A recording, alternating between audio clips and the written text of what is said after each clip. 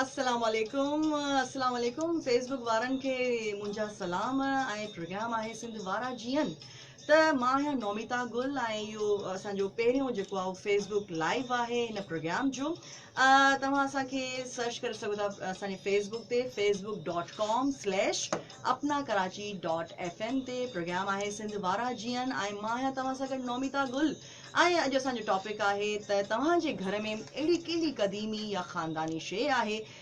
जेका तव्हां संभाले रखी आहे जेकी तव्हां महफ़ूज़ रखी आहे।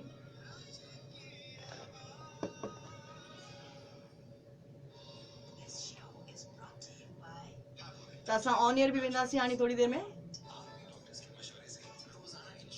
प्रोग्राम सिंध वारा जीअनि नौमिता गुल तव्हां सां गॾु आहे।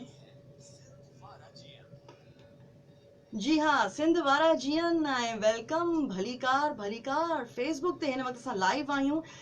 facebook.com/apnakarachi.fm ते ऐं मां आहियां अव्हां सां गॾु नौमिता गुल ऐं प्रोग्राम आहे तव्हांजो पंहिंजो सिंध वारा जीअन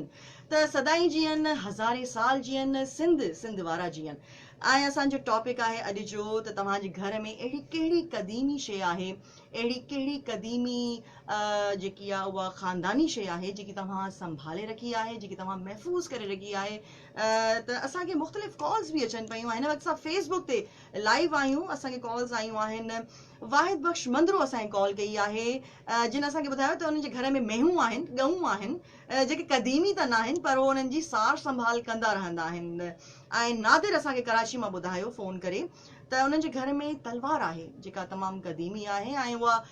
पीढ़ी जेकी पीढ़ियूं जेके हूंदियूं आहिनि पीढ़ी दर पीढ़ी उन्हनि खे मिलंदी रहंदियूं आहिनि उहा तलवार उन्हनि वटि मौजूदु आहे त मुख़्तलिफ़ जेके आहिनि उहे दोस्त असांखे कॉल्स करे रहिया आहिनि ऐं असां कोशिशि करे रहिया आहियूं त तव्हांखे जेको आहे हिन प्रोग्राम जे ज़रिए मुख़्तलिफ़ जेके आहिनि उहे इंफॉर्मेशन बि ॾियूं असां तव्हांखे गाना बि ॿुधायूं ऐं असां तव्हांखे जेको आहे उहो थोरी वेदर हे हो काफ़ी शयूं हलंदियूं रहंदियूं आहिनि त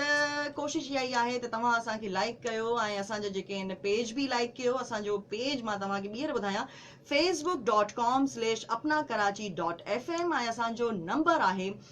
111 जी हाँ 111 ऐं असांजो व्हाट्सएप नंबर जेको तमामु अहम आहे 0345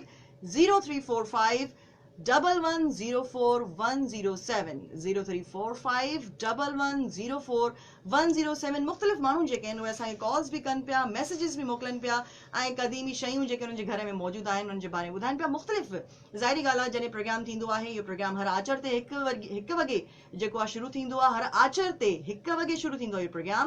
ऐं 1 खां 3 वॻे ताईं इहो प्रोग्राम जारी रहंदो आहे हिन प्रोग्राम में असां मुख़्तलिफ़ सेगमेंट्स कंदा आहियूं तव्हांखे इंफॉर्मेशन ॾींदा आहियूं लास्ट टाइम असां अजरक जे बारे में तव्हांखे ॿुधायोसीं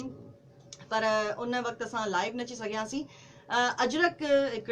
जे बारे में तव्हांखे ॿुधायोसीं ऐं हिन भेरे तव्हांखे सिंधी ॿोली जे बारे में असां ॿुधायोसीं रेसिपी असां हिन में शामिलु कंदा आहियूं सिंधी वर्ड्स असां हिन प्रोग्राम में शामिलु कंदा आहियूं ऐं जेके असांजा दोस्त आहिनि सिंधी भाइर आहिनि सिंधी भेनरूं आहिनि उन्हनि खे असां हमेशह भलीकार चवंदा आहियूं मां आहियां नौमिता गुल मूंखे ॿुधणु न विसारींदा